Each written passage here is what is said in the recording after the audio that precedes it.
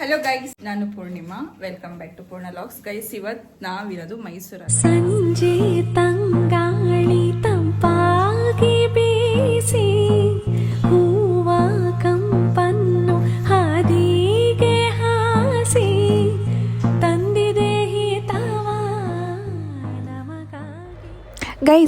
Guys ಏನು ಗೊತ್ತಾ, ನಾನು ಹೋಗ್ತಾ ಇರೋದು ಮೈಸೂರಿಗೆ. ಗೈಸ್ ನೋಡಿ ಎಷ್ಟು ಕತ್ಲೆ ಆಗಿದೆ ಅಲ್ವಾ.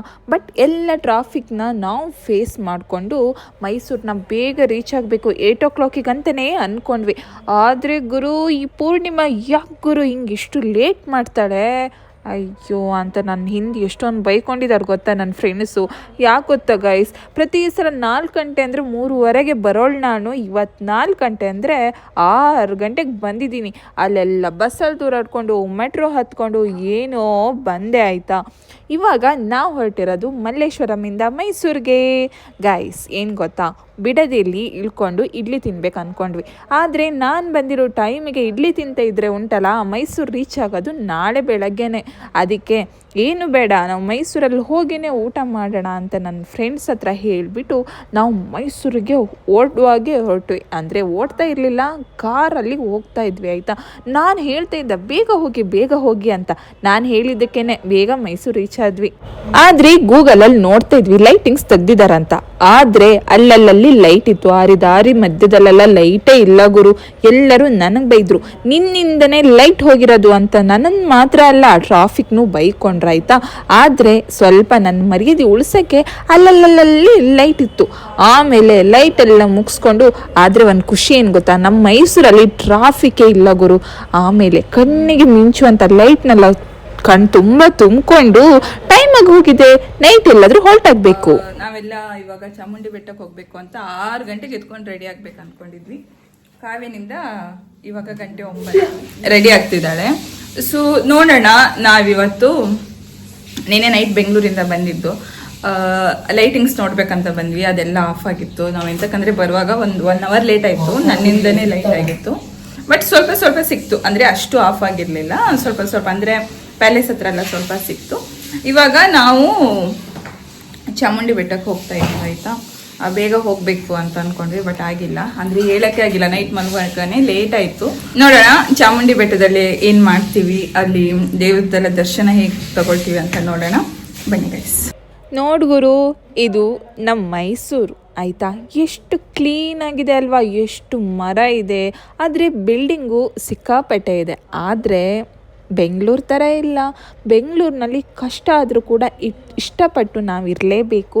ಆದರೆ ಮೈಸೂರಿನಲ್ಲಿ ಕಷ್ಟನೋ ಏನೋ ಗೊತ್ತಿಲ್ಲ, ಬಟ್ ನಾವು ಇರೋದಾದರೆ ಇಷ್ಟಪಟ್ಟೆ ಇರ್ತೀವಿ. ಯಾಕಂತ ಹೇಳಿದರೆ ಪ್ಲೇಸ್ ಅಷ್ಟು ಚೆನ್ನಾಗಿದೆ.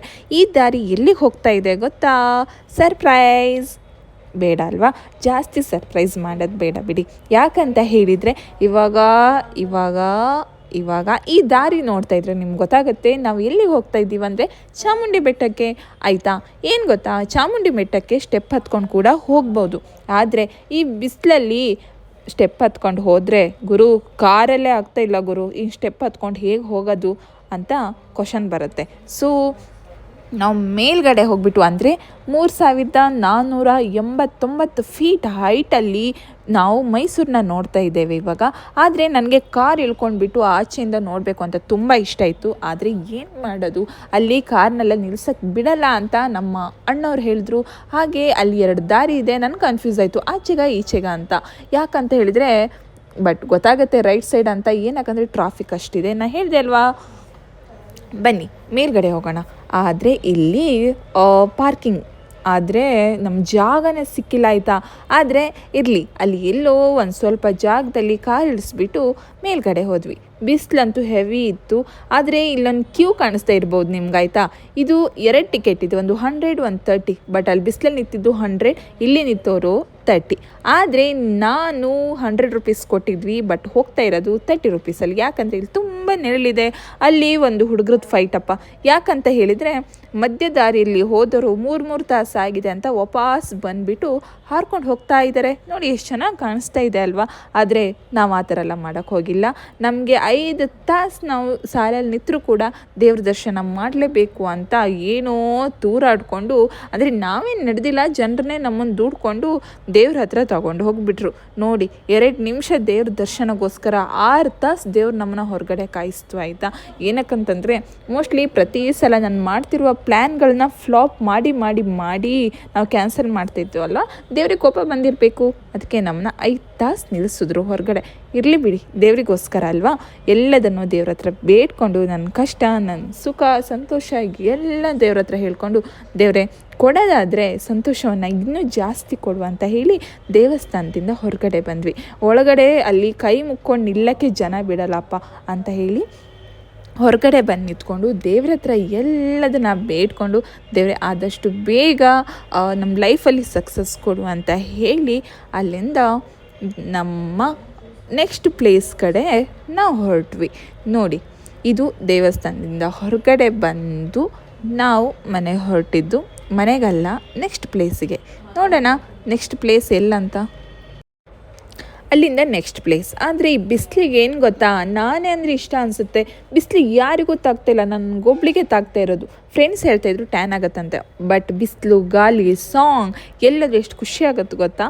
ಹಾಗೆ ನೆಕ್ಸ್ಟ್ ವಾಪಸ್ ಇಲ್ಲಿ ಪ್ರತಿಯೊಂದು ಹೋಟೆಲ್ ಕೂಡ ನಂಗೆ ಪ್ಯಾಲೇಸ್ ಥರನೇ ಕಾಣಿಸ್ತಾ ಇದೆ ಕೊಡು. ನೋಡೋಣ ನೆಕ್ಸ್ಟ್ ಎಲ್ಲಿಗೆ.